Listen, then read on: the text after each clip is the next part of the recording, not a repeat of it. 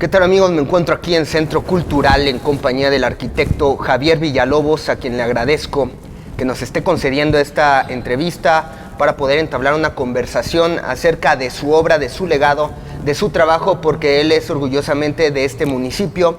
Le agradezco mucho, arquitecto Javier Villalobos, que nos esté concediendo esta entrevista. Buenas tardes.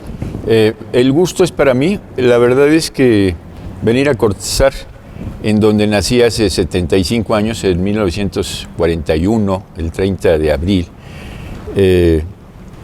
siempre ha sido para mí motivo de satisfacción, de orgullo, de fiesta, diría yo. Cuando hicieron este centro cultural, en donde ahora nos vemos, hace 6 años ya, una cosa así, 5 o 6 años, mi sobrino, el entonces diputado, el presidente municipal era, Jesús Oviedo, se lanzó a hacer algo que era increíble que se pudiera hacer. Cambiarle el uso a una vieja escuela a la cual asistieron muchos cortazarenses, y bueno, lograr por la ubicación y por la disposición de lo construido, aquí a la salida, a la entrada de la población, verdaderamente resultaba increíble que se pudiera hacer algo así. Y él, con su habilidad de político y demás, logró que la escuela se cambiara de lugar, que hubiera algunos movimientos ahí, de tal manera que se pudo tener este espacio tan maravilloso, diría yo, tan bello,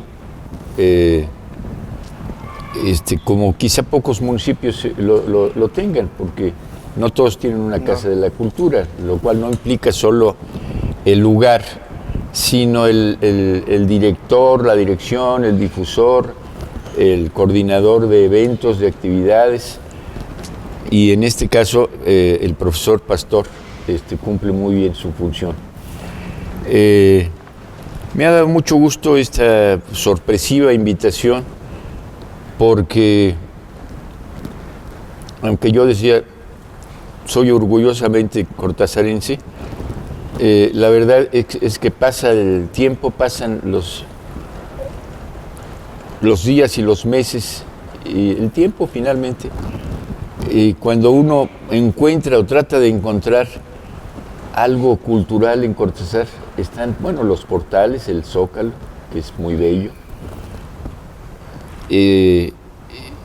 está la presidencia municipal ahí, el templo, que extrañamente está remetido, no da la fachada directamente al jardín, digámoslo así. Entonces, el encontrarnos en un lugar que tiene muchos antecedentes, como todas las poblaciones mexicanas, que a veces rebasan los 100 años o los 150 años, y ver una población que fue muy bonita, más bonita todavía de lo que es, y que sin embargo, a través de los años, muchos edificios se han convertido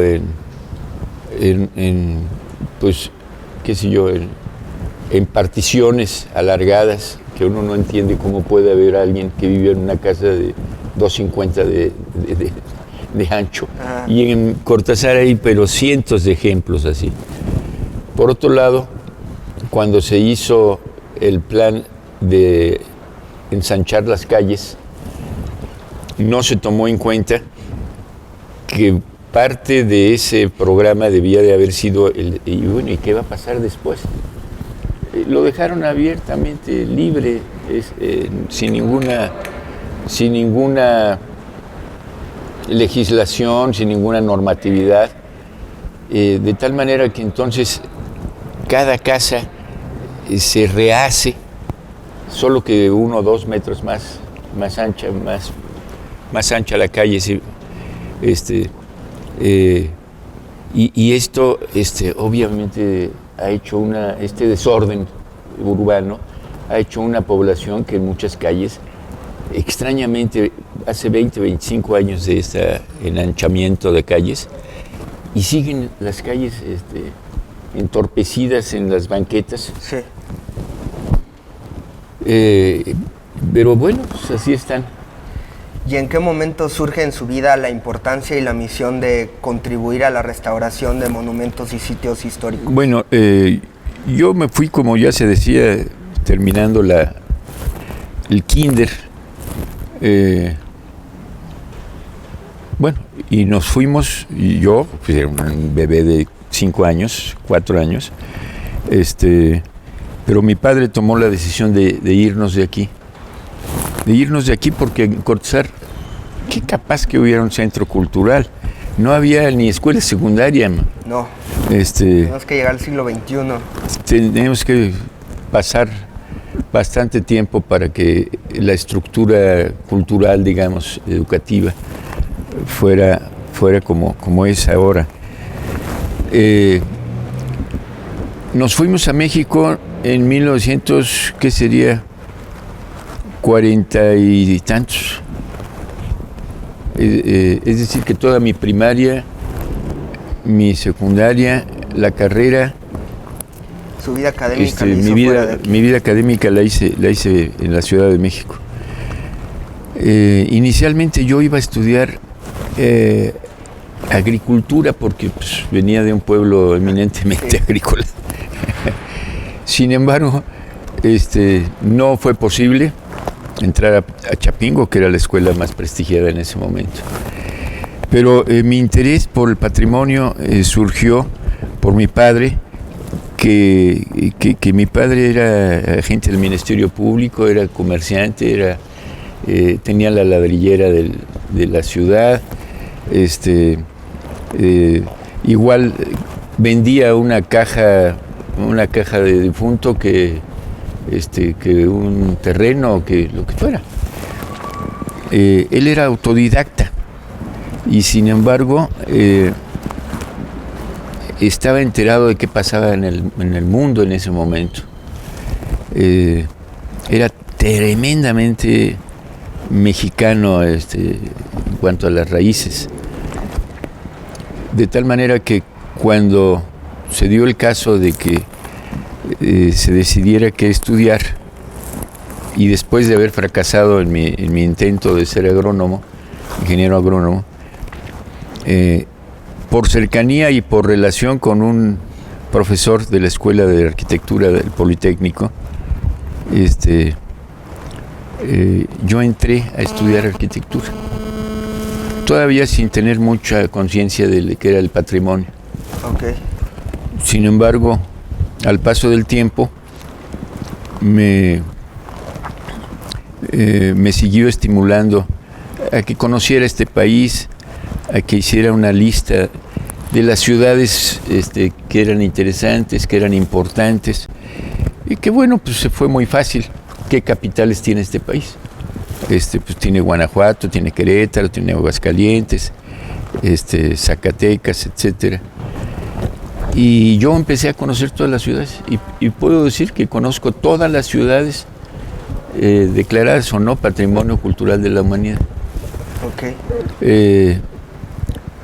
Después tuve la fortuna de que me seleccionaran en el Politécnico para representar a la institución, que por cierto fui el primer representante del Politécnico en estar fuera de México representando al Politécnico. Y me fui a Barcelona en 1900, ¿qué sería? 63, sí, hace 72, 73 años. Cuando conocí Barcelona, que es una gran ciudad, de gran riqueza patrimonial, yo dije, yo quiero hacer esto, quiero promover, quiero difundir, quiero hacer que se conozca el patrimonio de México. Okay. No el patrimonio de Cortázar, porque cuando se hizo, esto fue en 1965, cuando se hizo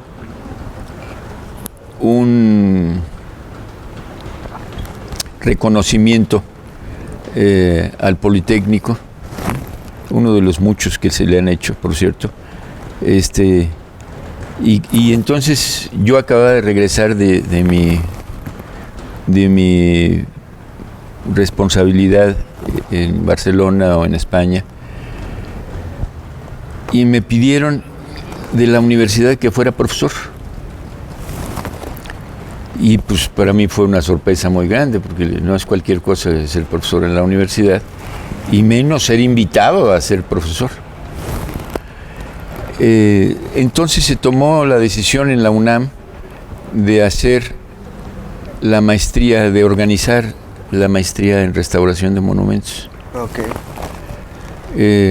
Hubo gente ahí muy valiosa para esta decisión, y es increíble, pero en México no había quien diera clase a los profesores futuros de estas asignaturas, de estas temáticas. Entonces me invitaron, estuve 8 años como profesor. Okay. En licenciatura, y era para todos una sorpresa que un Politécnico estuviera, además provinciano, además con muchas limitaciones, como podía ser yo. Ajá. De que pudiera estar ahí. Sin embargo, tengo miles de alumnos o cientos de alumnos, nunca he hecho la cuenta, de todo el país, que iban a México a hacer su maestría, o que también estaba muy paralela a la situación. Íbamos juntos a dar conferencias, a dar exposiciones, después de esa visita a Barcelona en 1963, tuve la oportunidad de ir a Suecia, y a Suecia en 1965. Y vivir en Suecia, estuve viviendo en Suecia un tiempo. De Suecia me fui ya como arquitecto, digamos, egresado. Fui a Alemania, y estuve viviendo en Alemania, no sé, 3 meses, 4, como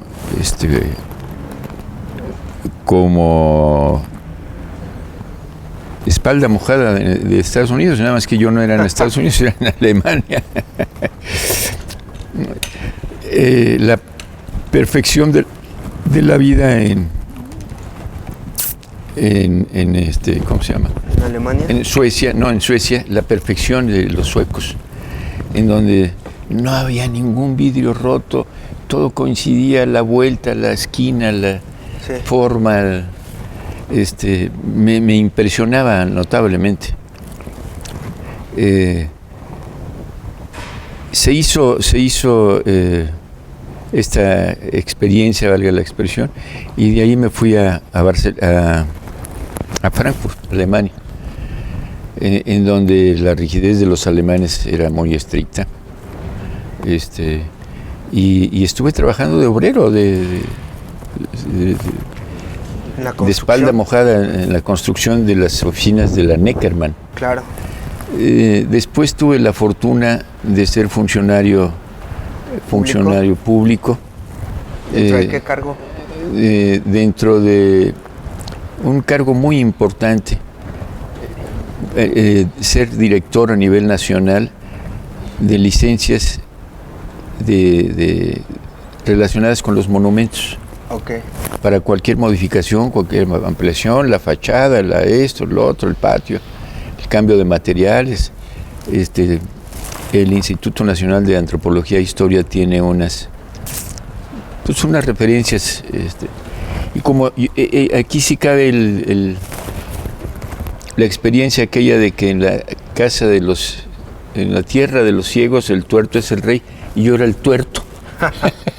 No es que fuera un sabio, ni mucho menos, sino simplemente el que estaba mejor preparado, y era tomado en cuenta mi opinión y Yo estuve en el INAH, entré en 1972, y para mí fue, motivo de orgullo tener un cargo tan importante. siendo del Politécnico, no siendo de la élite intelectual del país, y entré a formar parte del Consejo Internacional de Monumentos y Sitios. Consejo en el cual participan abogados, historiadores, arquitectos, ingenieros, todo tipo de especialidades, digamos. Yo estuve en el ICOMOS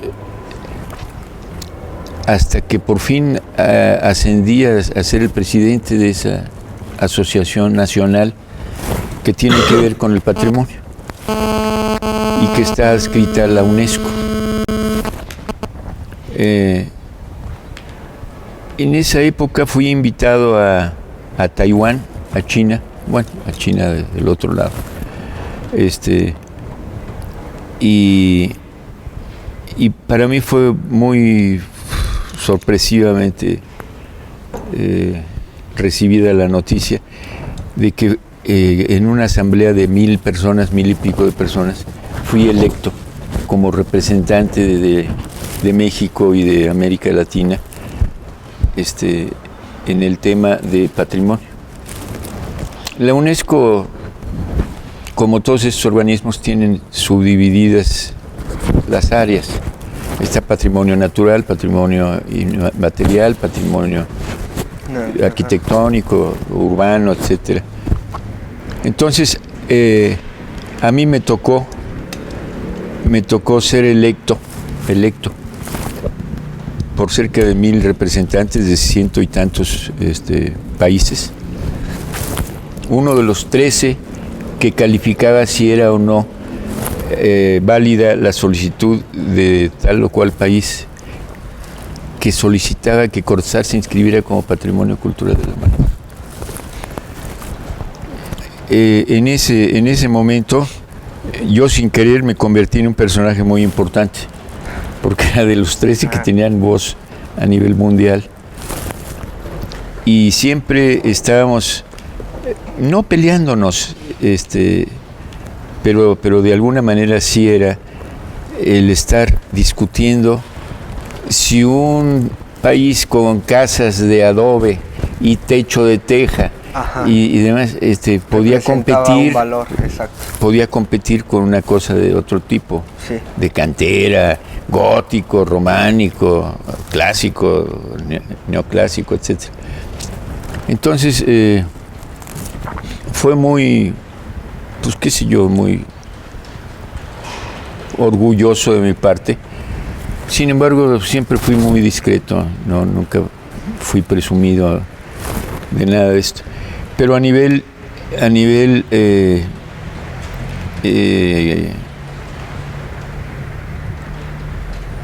digamos general, pues me convertí en una gente que sabe mucho. Eso dicen. Por una misión también del Estado mexicano de preparar a sus egresados para ese tipo de acciones en el campo. Exactamente. Y esas experiencias valieron para armar un conocimiento de presentar una comparación en la riqueza cultural de México frente a los demás países. Bueno, por un lado eso, efectivamente, y por otro lado, el propiciar, el influir para que muchos lugares de México se declararan Patrimonio Cultural de la Humanidad. A mí me tocó, por ejemplo, participar en San Miguel Allende, que estuvo a punto de no ser declarado patrimonio, aunque seguramente ahora muchos de los sanmiguelenses se arrepienten o reniegan de tanta gente que va y tan caras que se han vuelto las cosas y todo. Que también existe la perversión de hacer patrimonio ciertos lugares por beneficiar económicamente a un grupo. Claro. Los intereses siempre son una verdad. San Miguel de Allende fue de los lugares que yo influí para que se declarara patrimonio. La ciudad universitaria en México. la casa de un famoso arquitecto, la casa en México de un famoso arquitecto, Luis Barragán. Y bueno, y otros muchos sitios. Se vio, por otro lado, la ventaja en turismo, en la Secretaría de Turismo, de que se declararan sitios determinados. Arqueológicos. Arqueológicos también, sí, y naturales como patrimonio. Entonces, ahí yo iba muy constantemente a París, y de ahí podía tomar un avión igual a China que a Sudamérica, que a Brasil, para dictaminar sobre ciertas solicitudes. De tal manera que eso me hizo conocer el mundo, valga la expresión. Lo cual tengo que ser muy cuidadoso, pues si no pueden decir, viene a presumirnos aquí de cosas, pero así es, así fue. Okay. ¿Y la evolución de estas instituciones y de los proyectos en los que colaboró, cree que han ido en un sentido positivo para propiciar resguardar el patrimonio, o ha ido en un sentido negativo porque en muchos municipios de esta república vemos cómo la falta de conciencia y de consideración de los gobernantes pues atropellan toda una riqueza cultural y natural que tienen los propios municipios? Esta sensibilidad me hace comentar que quisiéramos, quienes nos dedicamos al tema del patrimonio, que precisamente las autoridades municipales o estatales piensen así, lo cual no es común. No. Desde el presidente, yo era en 1970 y tantos, cuando se descubrió el Templo Mayor en la Ciudad de México. En esa época el presidente era López Portillo, José López Portillo. Y estábamos en ese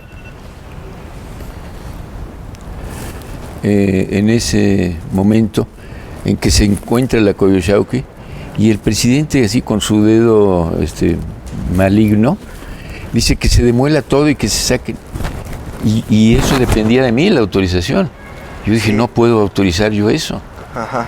Porque ¿qué pasaría si en lugares como Roma o como cualquier ciudad europea se encuentran abajo a los 2, 3, 4, 5 metros las ruinas de la casa de Nerón en Roma? Entonces vamos a quitar el palacio del siglo XVI o XV. Entonces yo dije, no puede ser. Pues sí puede ser, porque es un proyecto del presidente. Y lo tiene que acatar. Y no lo acaté. Ajá. No lo acaté, lo cual me trajo como resultado serios problemas personales, familiares incluso. Por las presiones políticas. Por las presiones sociales, políticas, sí. Y como yo tenía eso que decíamos hace un momento, de que tenía muchos conocidos y reconocimiento que ni siquiera yo sabía. Yo tenía mucha cancha con los comunicadores, con los periodistas. Okay. Y entonces le hacía daño al gobierno mexicano una conferencia mía de prensa o una manifestación. Ante esa situación qué sé yo, me tocó afrontar con el presidente eso, y entonces asumir las consecuencias.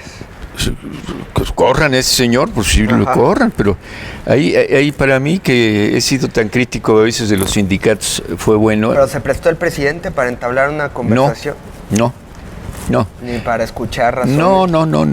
No, porque había otras maneras de sacar a la luz pública persuadir lo que había atrás. Okay. Incluso nadie se queja o critica, mal critica que el museo de sitio del Templo Mayor sea tan rico, tan importante. Pero bien se pudo haber hecho lo mismo, nada más que sin destruir una etapa de la ciudad, Claro. que era la etapa de la fundación.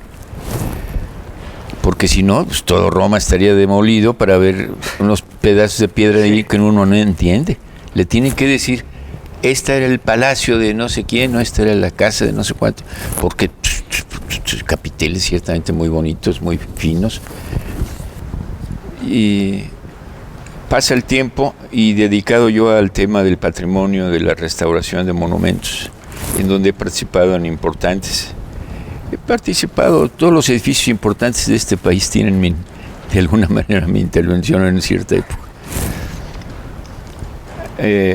Ahora estoy pasando por una época de crisis, bueno, ya saliendo, ¿no? Pero tuve cáncer. Me tuvieron que operar del cerebro porque parte del cáncer se me fue al cerebro, me lo quitaron. Y me entró en ese momento de despertar de la operación, quizá porque me pusieron mucho oxígeno todo el tiempo, Sí. se me prendió el entendimiento, valga la expresión. Ok. Me volví lúcido. Entonces, ya en recuperación de la operación, empecé a pensar en lo que había hecho en la vida. Y yo dije, bueno, a ver, ¿cuántos mexicanos habrán ido a Taiwán? Pues quizás no muchos. No. ¿Cuántos habrán ido a China, a la capital de No, menos China? Menos. Y así sucesivamente. ¿Y cuántos mexicanos habrán tenido la experiencia de vivir en Suecia? Pues quizá no muchos. Y esto me recordó aquella famosa maquinita. Ajá. Que uno le puede jalar y pueden aparecer 3 peras, Sí. o 2 manzanas, o 2, pero para que aparezcan 3 Ese es el azar, la suerte. es la suerte entre miles Sí. de lugares, Entonces, de hechos, de personajes importantes. Por ejemplo, yo estuve platicando así con el Che Guevara. En una ocasión nos invitaron con todo pagado, que siempre todo el mundo ha sido muy generoso, y nos hicieron pasear por muchos lados.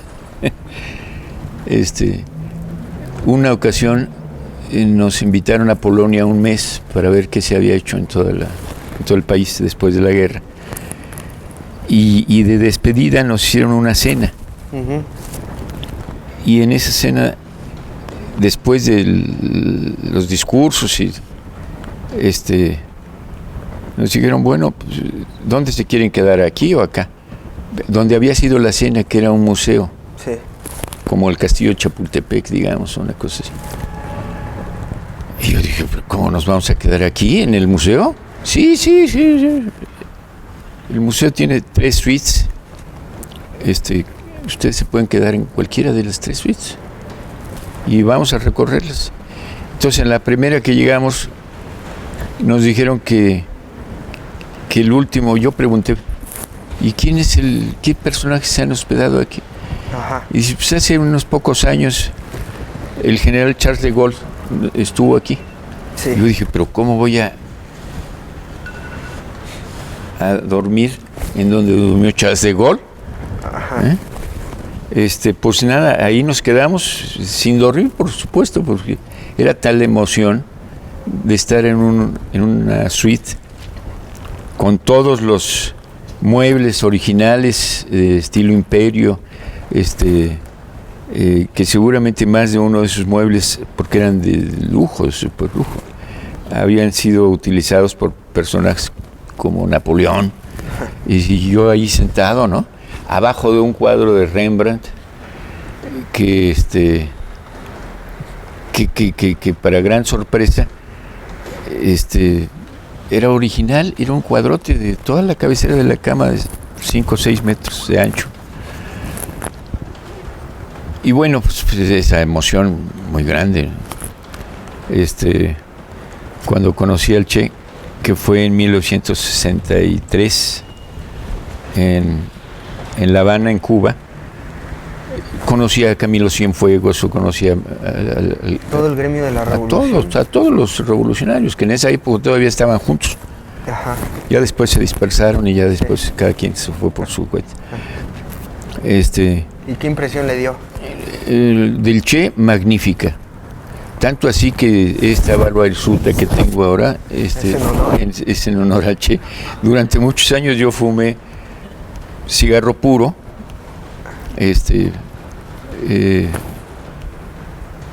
porque él me regaló mi primer puro que yo fumé. Okay. Entonces, un tipo extraordinario, tanto así que después de tanto tiempo que ha pasado, todavía uno ve en lugares tan apartados como eso, como Taiwán, como claro. China, gente que usa sus playeras. Y quiere decir esto que, bueno, que el tipo no aprovechó, diría alguien, la influencia que él tenía. Era un orador extraordinario, mucho más que el Che. Más que Fidel. Y de ver sus conceptos profundos, de que mejoraran todas las gentes que estaban en malas condiciones, de que vivieran en mejores casas, tuvieran las mejores escuelas, los mejores alumnos, profesores, etc. Realmente uno se entera un poco de lo que fue el Che y lo admira, lo tiene que admirar a fuerza, porque no deja de ser una sorpresa el cómo pensaba ese señor, ¿no? Mientras el Che era claro y fuerte, profundo en sus convicciones, Fidel era pues muy ligero en cierto modo, muy repetitivo. Uno podía estar escuchando a Fidel y decía uno, bueno, este señor que no sabrá otras cosas o qué. Nunca me imaginé que al paso del tiempo el gobierno cubano le fuera a solicitar a un técnico al gobierno mexicano, y ese técnico fui yo, para la restauración del centro histórico de La Habana y en general. Justo en el momento del... Justo en todos los momentos, sí. De la renovación. Y entonces he tenido la oportunidad de ir a muchas reuniones, en muchas ocasiones, de tener amigos del más alto nivel cultural relacionado con el tema del patrimonio, ¿no? Después fui funcionario fui director de estudios y proyectos del patrimonio cultural nacional en CEDUA, y esto me hizo conocer también todos los lugares importantes. Me dio mucha pena ahí el descubrir, darme cuenta de que sitios que yo no conocía habían sido alterados recientemente, fuertemente, por la modificación en los alineamientos, en las fachadas, por la alteración de muchos edificios importantes. Y eso me pareció tristísimo, verdaderamente. Como un país tan rico como México, con 2.500 municipios, sí, recientemente se inventaron lo de los pueblos mágicos. Sí. Con un gran éxito, diría yo, pero un éxito comercial. Exacto. Un éxito que ha traído como consecuencia la alteración de muchos ambientes culturales. ¿Por qué? Pues porque la gente piensa poner un restaurante, poner un hotel, poner un negocio, un negocio de artesanías o qué sé yo. Y mientras este patio ahora está cubierto ciertamente, esté libre de todas las cosas, bueno, pues tiene un valor, tiene una belleza, pero cuando se le cuelgan artesanías de todo tipo, como en Dolores Hidalgo, en San Miguel Allende, en esas cosas, uno dice, pero ¿qué no se dan cuenta? ¿Qué falta de sensibilidad tiene? Claro. Y muchos extranjeros a lo que vienen es a ver al México auténtico, digamos, no comercial. Y después de toda esta trayectoria de arquitectura y de ver todos los espacios por el mundo, de hacer comparativas y de aportar para preservar el legado arquitectónico, cultural de México, ¿sigue creyendo ahorita en este momento de la historia en la democracia? ¿Sigue creyendo en la labor del Estado mexicano? Sí, desgraciadamente no mucho. De 2.500 municipios que tiene el país, se conservan, digamos bien, el 10% de municipios. El 10%, es decir, el 90% ha sido alterado, ha sido destruido, trastocado. De tal manera que bueno, pues eso responde todo, ¿no? 90% y lo demás, sí, lo demás está hecho polvo. Tanto así que ahora por eso es cada vez más difícil lograr la calificación de patrimonio cultural de la humanidad. Okay. Porque hay muchos lugares que han sido deprimidos por la economía, por todo lo que sea. Las tradiciones, las costumbres, en fin. Y lo que sucede es que de los 2.500 municipios, vamos a suponer que 250 se mantengan bien. Bueno, 100 están catalogadas como patrimonio que debe de respetarse, debe de conservarse tal cual. Y la verdad es que uno dice, ¿cómo un país tan rico ha dejado de lado su patrimonio? Lo mismo que hemos estado bien. Tenemos 250 municipios, cabeceras municipales que más o menos mantienen bien. Más o menos. Porque hay unos en donde las influencias del gobernador, las presiones, no se hicieron esperar, y entonces se dice, Cortázar es pueblo mágico. Pues no tiene nada, porque es el pueblo mágico. Sí. Lo cual quiero decir que me ha causado muchos problemas. Sí.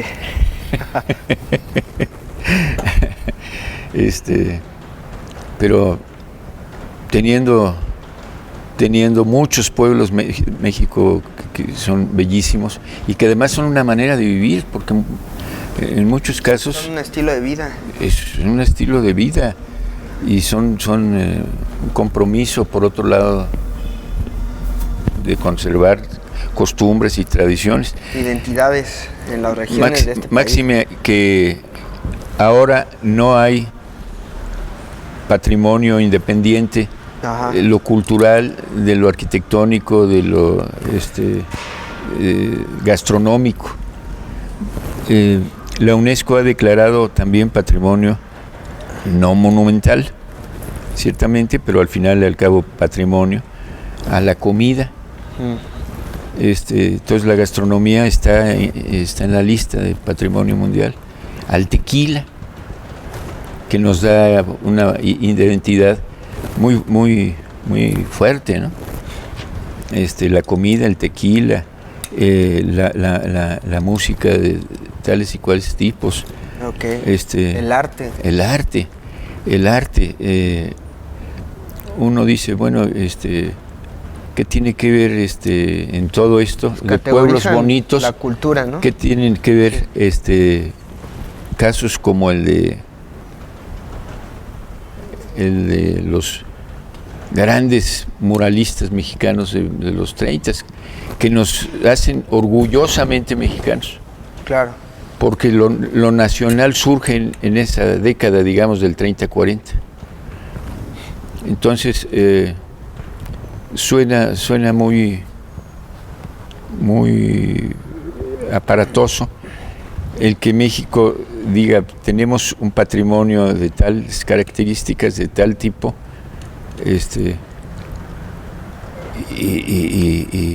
y adelante, ahí está, es nuestro patrimonio. Eso es como una tarjeta de identidad que, véame, aquí estoy. Que al final de cuentas reside en las libertades del ser humano por expresarse, ¿no? Sí. y así se construye la identidad, la cultura y el arte. Así es. Y se tienen que dar esos espacios para que surge el auge del potencial humano a través de esas expresiones.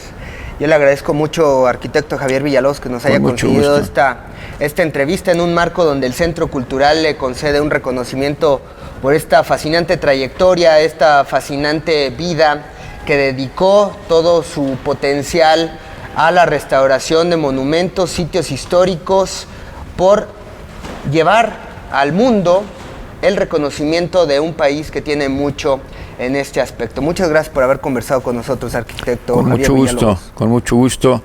Espero que próximamente haya la oportunidad de hacerles llegar un ejemplar de este libro. Será un honor leer su libro, esta autobiografía donde plasma toda esta fascinante trayectoria. Así es. Y pasión por la arquitectura. Muchísimas gracias al Centro Cultural por habernos recibido aquí, al arquitecto Javier Villalobos, y gracias a usted por habernos sintonizado en esta entrevista especial conociendo la vida y obra de Javier Villalobos. Mi nombre es Eric Javier Huerta y le recuerdo que estamos en redes sociales para que ahí continúe la conversación. Hasta pronto.